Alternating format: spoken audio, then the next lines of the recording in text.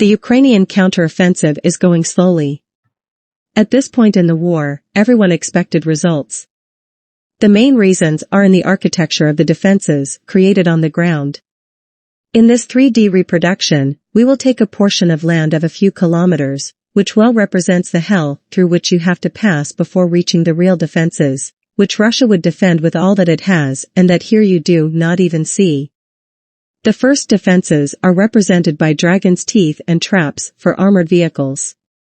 Lines dug for kilometers, which slow down the advance of the vehicles and, in some cases, can force them to expose the girth of the vehicle, which is the most vulnerable part to the anti-tank vehicles of the Russians, even if in this context it does not seem easy for the Russians to take advantage of this situation.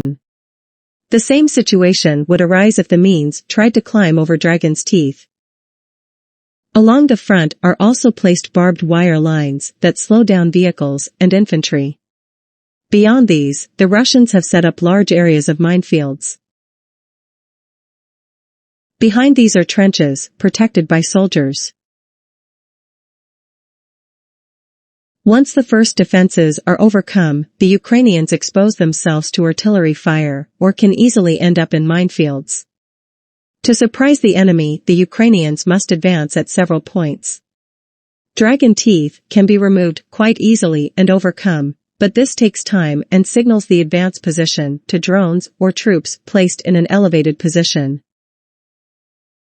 These difficulties lead Ukrainian troops to advance mostly along the rows of trees that border the fields.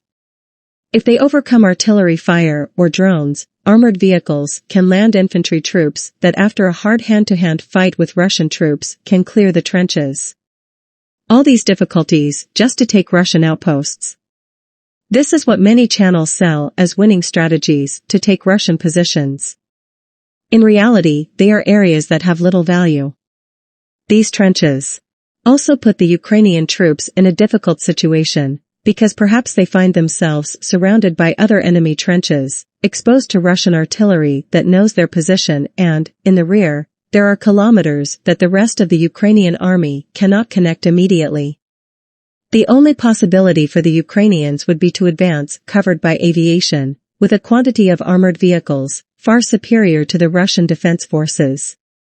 This was to allow him to come face to face with the Russian line of defense.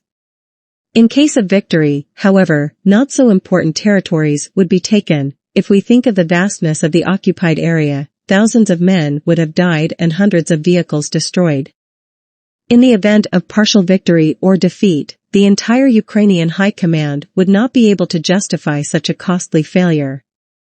So they prefer a continuous and exhausting, for both factions, low-intensity confrontation that is not producing significant changes, and that in any case causes high human and economic losses.